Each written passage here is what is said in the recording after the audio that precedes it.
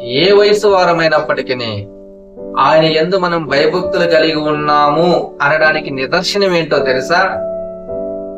ఈ ఇహలోక మాలిన్యము మనకు అంటకుండా చెడుతనాన్నంతటిని కూడా మనం అసహించుకొని బ్రతకగలగడమే.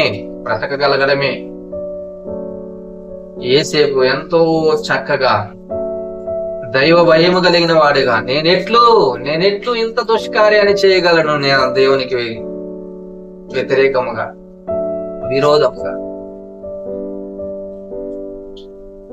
అలాగున భయభక్తులు కనపరిచాడు కాబట్టి దేవుడు చేస్తాను అన్న మేలు, దాచి ఉంచిన మేలు యేసేపు విషయంలో మనం చూడగలుగుతా ఉన్నాం. ఏమైంది? ఐగుప్తు దేశం మొత్తం మీదకి ఆయనను ప్రధానిగా నియమించాడు.